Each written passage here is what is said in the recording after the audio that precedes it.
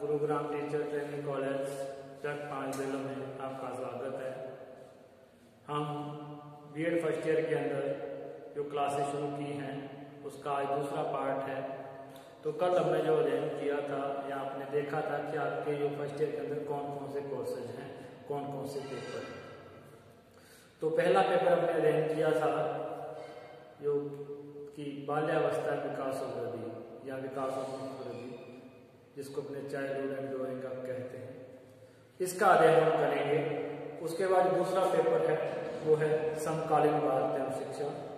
तीसरा जो पेपर है वो अधिगम और शिक्षण है। चौथा पेपर था जो वो पाठ्यक्रम से परे भाषा, लैंग्वेज अक्रॉस द करिकुलम। पांचवा पेपर है जो अनुशासन है विषय बोध था। छठा पेपर है आपका वो टीचिंग सब्जेक्ट से जुड़ा हुआ था, जिसके अंदर आप 2 शिक्षण विषय जो बीएड के अंदर चुनते हो उसमें से एक का अध्ययन जो आपको फर्स्ट ईयर में करना होता है, दूसरे का अध्ययन है वो सेकेंड ईयर में करना होता है। उसके बाद 2 जो पेपर हैं आपके यूपीसी के हैं, जिसको आप इंटरनल रूप से आपका क्या है उसमें आता है, जिसमें है पठन एवं पाठन विकास, जिसमें 50 नंबर का इंटरनल है। और फिर है नाटक एवं कला, जो जिसको हम कह सकते हैं शिक्षा में नाटक और कला, तो drama and art in education, वो 50 नंबर का है। उसके बाद स्कूल इंटर्नशिप है, जिसपे आप स्कूल में इंटर्नशिप करके आते हो, या वो जो माइक्रो टीचिंग है, ओपन सेशन है या फाइनल लेसन है, ये सारे जो मिला करके आपका 150 नंबर का है। तो कुल मिला के आपने अध्ययन किया था कि हमें 850 नंबर का जो फर्स्ट ईयर की है उसका मूल्यांकन 850 में से किया जाता है।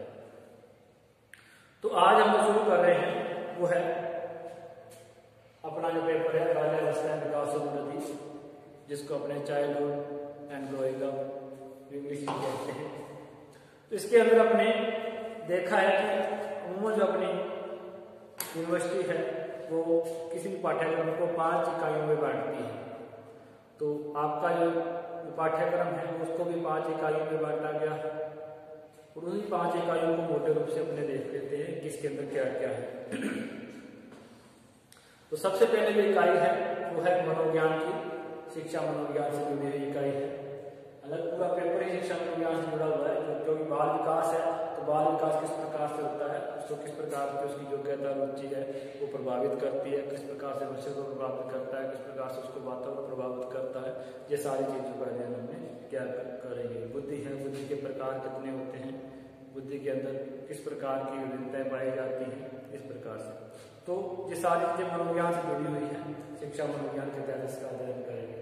तो अपने इकाई बार थोड़ा सा संक्षिप्त अध्ययन कर लेते हैं। जैसे इकाई नंबर 1,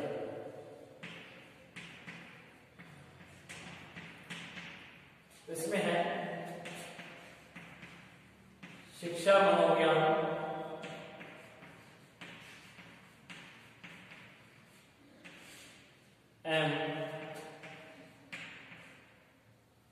अभिवृद्धि और विकास, अभिवृद्धि और विकास, जहां इसको वृद्धि भी लिख सकते हैं, वृद्धि और विकास।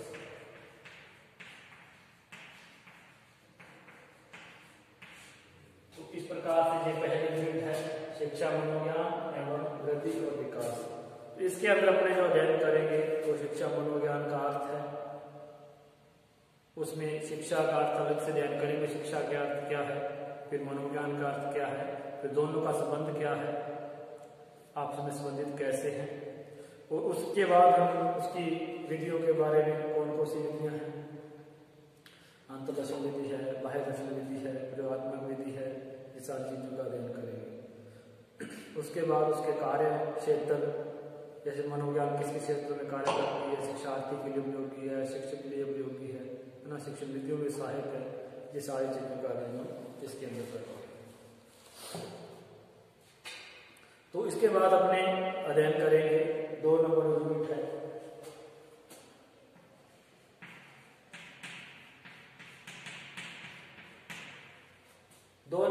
जुड़ी हुई है, जिसके अंदर 3 टॉपिक है मुख्य रूप से। एक तो व्यक्तित्व, दूसरा बुद्धि और तीसरा है सृजनात्मकता। तीनों टॉपिक इंपॉर्टेंट टॉपिक है। कोई भी जो टीचर का एग्जाम है उसके अंदर इन टॉपिक का समावेश होता है और उससे संबंधित प्रश्न पूछे जाते हैं।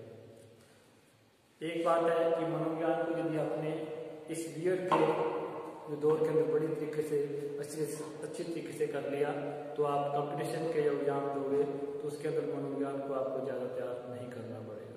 तो इस प्रकार से मनोविज्ञान को यहीं पर समझते हुए, डिटेल में समझते हुए चले, जिससे कि मनोविज्ञान आपका तैयार हो सके इस बीएड के लिए भी, और आगे कंपटीशन में भी जब आप प्रतियोगिता में भी जाओ उसके लिए भी तैयार हो जाए। इस प्रकार से हम इसकी तैयारी करें।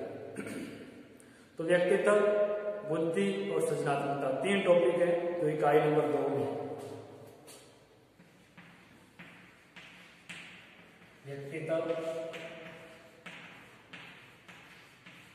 बुद्धि और सृजनात्मकता, क्रिएटिविटी।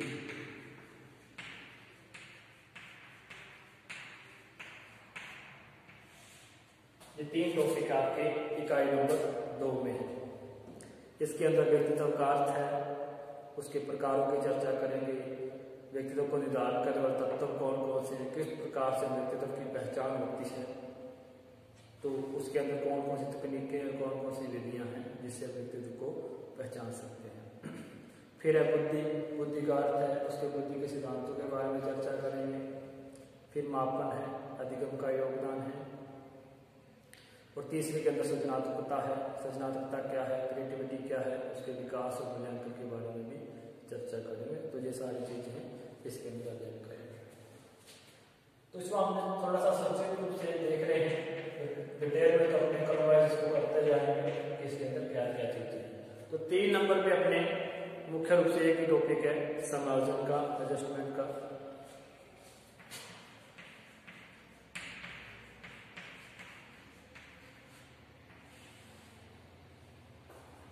समायोजन बहुत ही महत्वपूर्ण बिंदु है किसी भी जीवन के अंदर। समायोजन करके चलना, एडजस्टमेंट करके चलना, जब जितना ही व्यक्ति में समायोजन होगा, एडजस्टमेंट होगा, उतना ही व्यक्ति सफल होगा। तो ये सारी चीजें हैं। उसके लिए समायोजन की अवधारणा क्या है, उसकी प्रक्रिया है, उसकी उपलब्धि के रूप क्या है, उसमें भग्नाशा है जो संघर्ष, एक कुंठा पैदा हो जाती है, वो क्यों पैदा होती है, तो संघर्ष किस प्रकार से है, कुसमायोजन हो जाता है, उसके क्या कारण होते हैं, कोई सही तरीके से विकास नहीं होता, जैसे छोटी छोटी बातें हैं, और उसको अपने गंभीरता से अध्ययन करते हुए चलेंगे। अधिगमकर्ता की कुसमझ को कम करने के लिए विद्यालय की क्या भूमिका है, शिक्षक की क्या भूमिका है। कोई बालक कुसमझित है तो उसको हम किस प्रकार से उसकी जो कमी है उसकी पूर्ति कर सकते हैं, तो कुसमझन को दूर कर सकते हैं। फिर उसके अंदर रक्षा तंत्र युक्तियाँ आती हैं, तो उन रक्षा युक्तियों के बारे में भी हम चर्चा करेंगे कि कौन कौन सी रक्षा युक्तियाँ आती हैं, कौन कौन से प्रकार है उसके अंदर रक्षा युक्तियों के। इस प्रकार से हम समायोजन के बारे में भी चर्चा करेंगे। तो हम इसके अंदर बात कर रहे थे समायोजन की। तो समायोजन के अंदर अपने भग्नाशा है, जिसके अंदर अपने करेंगे कौन कौन सी रक्षा युक्तियों के तहत हम समायोजन को कम कर सकते हैं। कोई कुसमझ है तो उसको किस प्रकार से हम उसकी कमी को पूर्ति कर सकते हैं। तो रक्षा तंत्र है, जिस प्रकार से अपने तादाद में है, या फिर उसके अंदर इस प्रकार की रक्षा युक्तियाँ होती हैं जिसके अंदर वो उस जो असंतुलित वातावरण होता है उसको संतुलित करने का प्रयास करता है। ये सारी चीजें हैं। फिर आती है 4 नंबर यूनिट है जो व्यक्तिगत भिन्नताएं।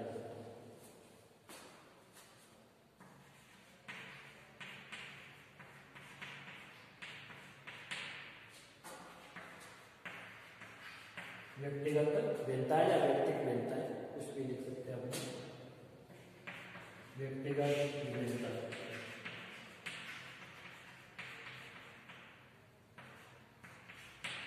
व्यक्तिगत विभिन्नताएं। तो इसके अंदर अपने देखते हैं विभिन्नताएं। तो इसके अंदर अपने व्यक्तिगत विभिन्नताओं की पहचान करेंगे कि सारी विभिन्नताएं कौन कौन सी हैं। विशिष्ट बालक है, शारीरिक रूप से विकलांग बालक है, मानसिक रूप से विकलांग बालक है, इनके बारे में अध्ययन करेंगे। तो इसमें मनोविज्ञान विभिन्नताओं के बारे में चर्चा करेंगे, शारीरिक विज्ञान जो विभिन्नता है उसके बारे में चर्चा करेंगे, और विशिष्ट बालक है उनके बारे में चर्चा करेंगे। उसी प्रकार से जो मानसिक रूप से प्रतिभाशाली बालक है उनके बारे में चर्चा करेंगे। इसी प्रकार से जो 5 नंबर जो इकाई है उसके अंदर मानसिक स्वास्थ्य से जुड़ी हुई है, मेंटल हेल्थ से जुड़ी हुई है ये।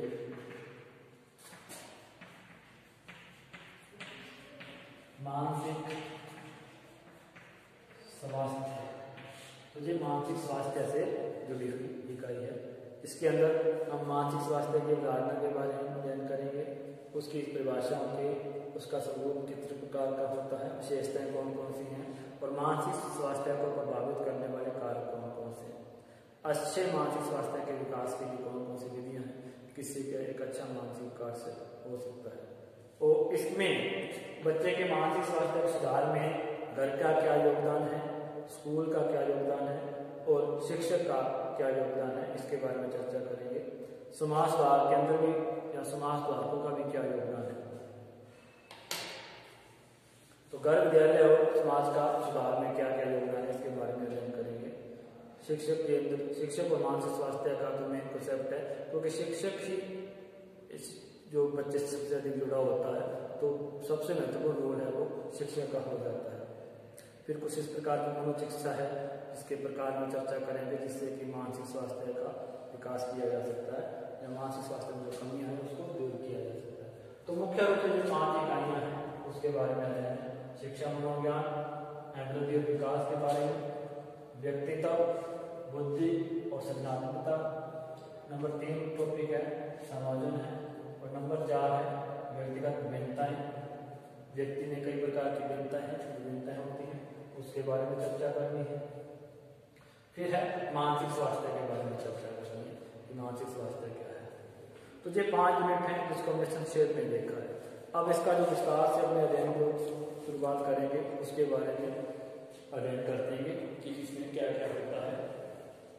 तो इसमें अपने 5 यूनिटों में अपने पहले शुरुआत करें शिक्षा मनोविज्ञान। तो शिक्षा मनोविज्ञान क्या है, कहाँ से शुरुआत हुई है, इसके बारे में हम चर्चा करेंगे। तो हमने 5 इकाइयों के बारे में अध्ययन किया, जिसके अंदर अपने अध्ययन किया था कि 5 इकाइयों के अंदर क्या क्या चीजें हैं और क्या क्या इसके अंदर जो टॉपिक है, मेन मुख्य टॉपिक है, उसके बारे में विस्तार से तो अपने क्रमवाइज इसके बारे में अध्ययन करेंगे। अब बात आती है शिक्षा मनोविज्ञान की। तो शिक्षा मनोविज्ञान के अंदर आपको पता है कि 2 शब्द है, शिक्षा मनोविज्ञान। तो हालांकि शिक्षा मनोविज्ञान के अंदर मनोविज्ञान जो अपने शिक्षा मनोविज्ञान पढ़ रहे हैं, तो सबसे पहले तो शिक्षा के बारे में, फिर मनोविज्ञान के बारे में। तो शिक्षा मनोविज्ञान के बारे में अपने अध्ययन करें तो यदि अपने शिक्षा के बारे में तो अपने जानते हैं कि शिक्षा क्या है। शिक्षा के शिक्षा शिक्ष धातु से बना है, जिसका मतलब ज्ञान प्राप्त करना है ना। एजुकेयर है, एजुसेयर है, जिसके अंदर हमारे जो आंतरिक जो अपनी विकास है, हमारी जो आंतरिक शक्तियाँ उसको बाहर तरफ से लेके जाना है, ये सारे जो शाब्दिक अर्थ बनते हैं तो एजुकेशन से बना हुआ है ना। तो वो तो शाब्दिक अर्थ हो गए। उसके बाद जो अपने देखते हैं कि शिक्षा अपने को ज्ञान प्राप्त करना है, फिर अपने देखते हैं कि शिक्षा 2 प्रकार की, तो व्यापक अर्थ लिया जाता है, संकुचित अर्थ लिया जाता है। शिक्षा एक तो अपने पाठ्यक्रम के रूप में जो कक्षा में बैठकर अध्ययन करते हैं वो शिक्षा है, जिसको अपने औपचारिक रूप से कहते हैं कि हमारा निर्धारित पाठ्यक्रम है, उसको अपने पूरा करना है तो शिक्षा प्राप्त कर रहे हैं। एक होता है औपचारिक रूप से जब कहीं से भी ज्ञान प्राप्त कर सकते हैं, वो शिक्षा, तो वो अलग बातें हैं। शिक्षा के अंदर अपने ये देखना है कि शिक्षा मानव की जो आंतरिक शक्तियां उसका विकास करती है, उसका मानसिक, सामाजिक, नैतिक विकास करती है, शारीरिक विकास करती है। शारीरिक विकास के अंदर भी योगदान है उसका, उसकी पर्सनैलिटी बढ़ती है ना। जिस प्रकार शिक्षित व्यक्ति है उसका पहनावा, रीति रिवाज है, उसका विकास विकसित होता है। तो कहीं ना कहीं मानसिक विकास होता है, कहीं ना कहीं सामाजिक विकास होता है, कहीं ना कहीं नैतिक विकास में भी शिक्षा का योगदान है। तो शिक्षा के अंदर जब अपने ज्यादा विचित्र में न जाए तो अपने यही कह सकते हैं, जैसे शिक्षा विकास का वह कदम है जिससे 2 बार लिखा गया, जिससे मनुष्य अपने को शैशवावस्था से परिपक्व अवस्था तक आवश्यकता भौतिक, सामाजिक, आध्यात्मिक वातावरण के अनुकूल बना देता है। तो इसमें देखो सभी विकास आ गए ना, मनुष्य शैशवावस्था से लेकर के यानी कि जन्म से लेकर के जो मैच्योर होता है परिपक्वावस्था तक है, उसमें भौतिक रूप से, सामाजिक, आध्यात्मिक और वातावरण के अनुकूल बनाना, अपने आप को वातावरण के अनुकूल बनाना, जिस प्रकार का सामाजिक वातावरण है, किस प्रकार से हमारा जो विकास हो रहा है तो उसके अनुकूल बना लेता है, उसके अंदर अध्ययन किया जाता है। उसके बाद है जो डबजाई ने कहा है, शिक्षा के विस्तृत अर्थ में जो व्यापक अर्थ लेते हैं कि समस्त वे प्रभाव आ जाते हैं, सारे ही वो प्रभाव आ जाते हैं जो व्यक्ति पर उसके उत्पन्न होने से लेकर के मृत्यु तक की यात्रा के बीच पड़ते हैं। यानी कि शिक्षा उसको जन्म से लेकर के मृत्यु तक प्रभावित करती है। तो वो सारे वो शिक्षा के अंदर आ जाते हैं। शिक्षा का ये जो अपना जो मेन मकसद है उसका मानसिक विकास करना, उसका शारीरिक विकास करना, उसकी जो आंतरिक शक्तियां हैं वो उसको बाहर की ओर निकाल के लाना, ताकि वो अपने समाज में अच्छी तरह से रह पाए, शिक्षित हो पाए, मानसिक रूप से उसका विकास हो पाए और अपने जो उद्देश्य हैं जीवन के उसको पूरा कर पाए। तो शिक्षा का बहुत बड़ा रोल होता है मानसिक जीवन में सफल होने में। तो इसके अंदर अपने यही जो अपने आप परिभाषाएं आ रही हैं उसके अंदर शिक्षा का जो अर्थ देख सकते हैं कि उसकी जो मानसिक, सामाजिक, आध्यात्मिक जो भी सारी जो शक्तियां हैं उनका विकास, सर्वांगीण विकास है जो शिक्षा करती है। शिक्षा बालक का सर्वांगीण विकास करती है, शब्द सबसे उपयुक्त रहता है कि मां सर्वांगीण विकास होता है। तो इसके अंदर अपने कहते हैं कि शिक्षा हमेशा ही चलती रहती है, सतत प्रक्रिया है। तो उसमें तो कुछ परिभाषाओं के आधार पर बालक के मानवीय, सामाजिक, आध्यात्मिक आदि जो भी प्रभाव पड़ते हैं वो सभी शिक्षा के प्रतिरूप ही होते हैं। शिक्षा की परिभाषा का विश्लेषण में ये कहें तो अपने जो परिभाषा विशेषताएं आती हैं तो सबसे पहले है शिक्षा एक सतत प्रक्रिया है। शिक्षा क्या है? एक सतत प्रक्रिया है। दूसरा है शिक्षा बालक की आंतरिक शक्तियों का विकास करती है। जो आंतरिक जो शक्तियां हैं, मानसिक शक्तियां, आत्मा की शक्तियां हैं, उनका विकास करती है, उसका कॉन्फिडेंस बढ़ता है, वो कार्य करने में तत्पर होता है, वो जागरूक होता है कि ये मुझे ये कार्य करना है, ये गलत है, ये सही है। तो वो उसके अंदर एक शिक्षात्मक प्रक्रिया बनाता है। तो इस प्रकार से शिक्षा प्रणाली जीवन आंतरिक शक्तियों का भी विकास करती है। शिक्षा वातावरण जन्य होती है, वातावरण के अंदर ही आती है, वातावरण का भी उसके अंदर रोल है। शिक्षा प्रणाली मृत्यु तक चलती है। जब तक बच्चा, जब तक बालक है, बालक के बाद बुढ़ापे के अंदर जब तक वो जीवित है तब तक शिक्षा चलती है। कोई ना कोई ज्ञान उसको प्राप्त होता है, कोई ना कोई शिक्षा उसको प्राप्त होती है, जीवन के अनुभव प्राप्त होते हैं। तो शिक्षा एक जीवन पर चलने वाली प्रक्रिया है। शिक्षा समायोजन करना सिखाती है, सबसे इम्पोर्टेंट है समायोजन। जीवन के अंदर समायोजन करना सिखाती है। शिक्षित है वो नैतिकता सीखता है, वो सामाजिकता सीखता है, वो सीखता है कि बड़ों से किस प्रकार बात करनी है, छोटों से किस प्रकार से रहना है और समाज में किस प्रकार से रहना है। ये सब शिक्षा से संभव है। और शिक्षा क्या है? समायोजन करना सिखाते हैं कि मुझे इस प्रकार का कार्य करना चाहिए, इस प्रकार का कार्य नहीं करना चाहिए। तर्क शक्ति का विकास शिक्षा के माध्यम से होता है। शिक्षा बालक का सर्वांगीण विकास करती है। शिक्षा बालक का क्या करती है? सर्वांगीण विकास, जो बात अपने पहले हो गई। इस प्रकार से शिक्षा का जो छोटा सा कंसेप्ट यही है कि शिक्षा ज्ञान प्राप्त करना है, वो औपचारिक रूप से हो चाहे औपचारिक रूप से हो।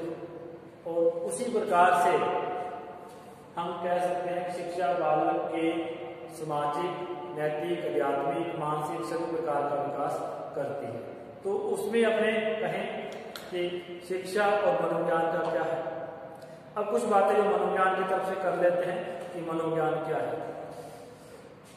देखो मेन तो मनोविज्ञान है इसके अंदर। शिक्षा के अंदर उसका कंसेप्ट आया तो उसके बाद शिक्षा मनोविज्ञान बनी। तो सबसे पहले तो मनोविज्ञान है। तो मनोविज्ञान के बारे में कोई भी हम विषय शुरू करते हैं उसका पता होना चाहिए कि वो कब से शुरू हुआ है और कब उसके जन्म कौन माने जाते हैं, धीरे धीरे उसका जो विकास होगा, विकास कर्म क्या है। सबसे पहले तो ये जानना होगा कि शिक्षा जो मनोविज्ञान है वो दर्शन शास्त्र की शाखा है। सब पहले दर्शन शास्त्र के रूप में इसका अध्ययन किया जाता था और धीरे धीरे जो मनोवैज्ञानिकों ने इसको दर्शन शास्त्र से अलग कर दिया। तो सबसे पहला जो पॉइंट आता है कि यह एक दर्शन शास्त्र की शाखा है। तो इसके जनक कौन है? आरंभ कब से माना जाता है? तो इसका आरंभ 400 ईसा पूर्व से माना जाता है, अरस्तु के समय से माना जाता है, क्योंकि अरस्तु का जन्म 384 ईसा पूर्व से लेकर के 322 ईसा पूर्व तक था, यानी कि 384 से लेकर के 322, मृत्यु 322 ईसा पूर्व हुई थी और जन्म इसका 384 ईसा पूर्व में हुआ था। तो मनोविज्ञान का जनक है वो अरस्तु को माना जाता है, और अरस्तु ने कहा था कि शिक्षा मनोविज्ञान का अध्ययन आत्मा के रूप में करना चाहिए, क्योंकि मनोविज्ञान में सबसे पहले आत्मा का अध्ययन ही किया था। तो इसके अंदर अपने मनोविज्ञान के रूप में अध्ययन, जो मनोविज्ञान में दर्शन शास्त्र में मनोविज्ञान के रूप में जो अध्ययन की शुरुआत हुई वो आत्मा के रूप में हुई, और इसके जो जनक माने जाते हैं वो अरस्तु माने जाते हैं। उसके अंदर कुछ परिभाषा है, जैसे रेबर्न ने लिखा था कि मनोविज्ञान ने अरस्तु के समय दर्शन शास्त्र के अंग के रूप में ही अपना जीवन आरंभ किया। तो सबसे पहली बात यह कि दर्शन शास्त्र के रूप में इसका आरंभ हुआ, और इसकी आरंभ करने वाला कौन था? अरस्तु था, इसलिए अरस्तु को मनोविज्ञान का जनक कहा जाता है। ये बात आपको याद रखनी है। उसके बाद रेबर्न ने ही लिखा है कि आधुनिक काल में एक परिवर्तन हुआ जिसके अंदर मनोविज्ञान को धीरे धीरे विज्ञान के दर्शन, विज्ञान को, या मनोविज्ञान है तो विज्ञान हो गया, विज्ञान को दर्शन शास्त्र से अलग कर दिया, मनोविज्ञान को दर्शन शास्त्र से अलग कर दिया गया। तो इसी प्रकार से एबिंगहाउस ने लिखा है कि मनोविज्ञान वास्तव में नया विज्ञान है, लेकिन इसकी जो इतिहास है बहुत पुराना है, ईसा पूर्व का इतिहास है, क्योंकि अपने ये देखते कि मनोविज्ञान लगभग जो अभी 19वीं सदी में आया था मनोविज्ञान के अंदर बहुत ही, लेकिन इसकी शुरुआत ईसा पूर्व भी हो चुकी थी आत्मा के रूप में दर्शन शास्त्र की शाखा के रूप में। तो इस प्रकार से अपने इसको कह सकते हैं कि मनोविज्ञान है वो ईसा पूर्व से शुरू हुआ था। इसके जनक हैं या पिता अरस्तु कहलाते हैं, वो अरस्तु ने ही इसको मनोविज्ञान के रूप में लिया था। इसके बाद कोलसेनिक के अनुसार मनोविज्ञान के जो जनक है वो प्लेटो माने जाते हैं, थोड़ा सा याद रखना है आपको। उसके बाद अपने प्लेटो की पुस्तक रिपब्लिक में आत्मा का अध्ययन ये बात की गई है, वो 400 ईसा पूर्व से लेकर के लगभग 1600 ईस्वी तक, 400 ईसा पूर्व से लेकर के 1600 ईस्वी तक कोई भी ज्यादा परिवर्तन नहीं हुए। जैसे दर्शन शास्त्र में अध्ययन किया जा रहा था आत्मा के रूप में, वैसे ही किया जाता है। तो धीरे धीरे वो क्या है, बाद में उसकी कुछ दर्शन शास्त्र आया जिसके अंदर मन है, फिर चेतना का अध्ययन है, फिर व्यवहार का अध्ययन है, इस प्रकार से अध्ययन किया जाने लगा। 1590 के अंदर जो मनोविज्ञान है उसको सबसे पहले रुडोल्फ ने अपनी जो पुस्तक है साइकोलॉजिया में एक मनोविज्ञान शब्द का प्रयोग किया था 1590 के अंदर। ये थोड़ा सा फैक्ट आपको याद रखते हैं। तो इसी प्रकार से फिर आत्मा का अध्ययन है, फिर मन और मस्तिष्क का अध्ययन है 17वीं शताब्दी के अंदर। तो 1600 ईस्वी तक तो आत्मा के अध्ययन के रूप में अध्ययन किया जाता रहा, जिसके अंदर प्लेटो थे, देकार्त थे, अरस्तु थे जो समर्थक थे। फिर धीरे धीरे मन का अध्ययन है, मन का 17वीं सदी के अंदर समर्थक पोम्बोनो थे, या फिर अपने कांट है, लोक है, होबेस है, इनका समर्थन किया था। और उसके बाद में चेतना के रूप में विलियम वुंड है, टिचनर है, इन्होंने क्या है, इन्होंने क्या इसका समर्थन किया था कि मनोविज्ञान का अध्ययन चेतना के रूप में है, सचनावाद के रूप में अध्ययन किया था। और अब जो वर्तमान में जो 20वीं सदी के अंदर अध्ययन किया जा रहा है वो व्यवहार का अध्ययन है। इसके बारे में हम डिटेल में बार से अध्ययन करेंगे। तो आज तक के लिए तो आज अपने इतना ही करते हैं कि शिक्षा में क्या है। शिक्षा एक वास्तव में बालक में विकास करती है, स्वांगिक विकास करती है, उसका सामाजिक, मानसिक और स्वेगात्मक विकास करती है, और उसके बाद उसके जन्म से लेकर के मृत्यु तक की यात्रा के उसमें जो भी विकास होता है उस पर शिक्षा का प्रभाव पड़ता है। उसी के बाद मनोविज्ञान 16वीं ईसा पूर्व से 400 ईसा पूर्व से शुरुआत हुई थी, दर्शन शास्त्र के रूप में हुई थी। इसके जनक है वो अरस्तु माने जाते हैं, और उन्होंने 16वीं सदी तक उसी रूप में ही ज्यादा परिवर्तन नहीं हुए।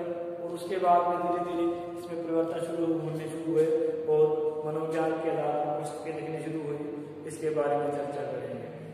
तो कल अपने इसको क्रमबद्ध रूप से इसका अध्ययन शुरू करेंगे। कुछ जो पृष्ठभूमि है आज अपने तैयार की है इसकी, तो इसको बहुत ही थोड़ा सा ध्यान से देखें, बहुत ही ध्यान से देखें, जिससे कि ये मनोविज्ञान का जो कॉन्सेप्ट है, जो मनोविज्ञान है या बाल विकास है, वो आपको क्लियर हो सके और बीएड के अंदर भी काम आए और आपका जो प्रतियोगिता परीक्षा है उनके अंदर भी काम आए। तो नेक्स्ट वीडियो तक आपका धन्यवाद और इस वीडियो को ध्यान से देखें। नमस्कार।